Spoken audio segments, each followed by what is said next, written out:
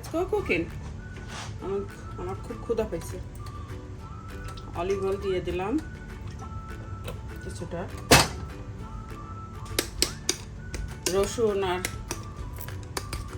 পেঁয়াজ পেস্ট,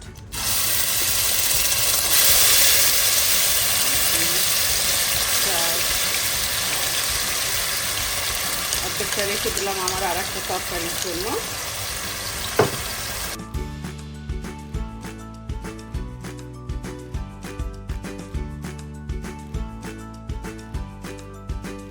এখানে পেস্ট করা আছে জিরা গুঁড়া, শুকনো মরিচের গুঁড়া, একটু হলুদ, আদা আর কি বলে ধইনার গুঁড়া।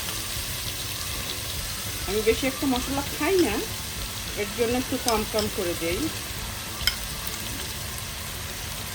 এইটুকু না,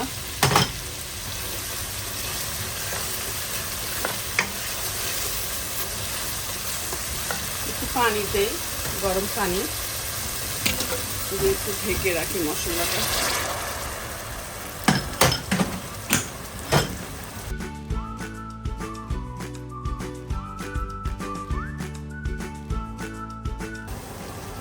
ঢেকে দেই।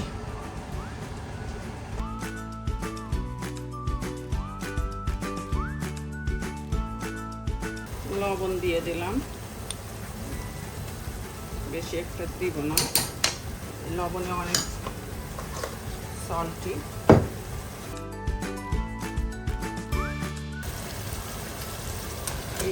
এটারে কি বলে রূপচাঁদা মাছের মাথা ছিল 4টা, ওদিনকার আনছিলাম।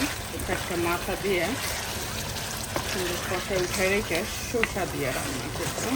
আমি খাইনি কখনো এইভাবে, একা মানুষ তো, তাই দেখলাম দেখি কেমন লাগে।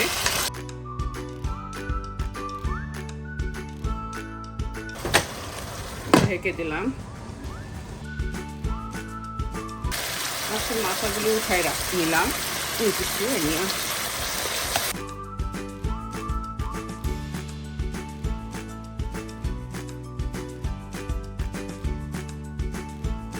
শসাগুলি দিয়ে দিলাম। শসার ভিতরে বেশি মশলা দিতে হয় না, মশলা দিলে ভালো লাগবে না।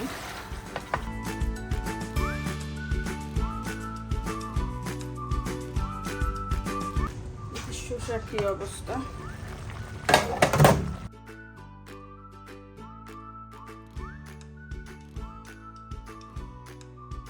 পানি দিয়ে দিতেছি।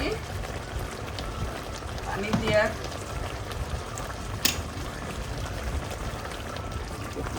অল্প পানি দিব, বেশি পানি দিব না।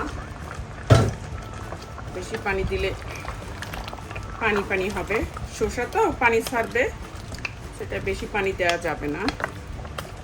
আর ফুটানো পানি দিতে হয়, ফুটানো পানি দিলে তাড়াতাড়ি কি হয়। আর এই যে মাছের মাথাগুলো সুন্দর দিয়ে দিলাম।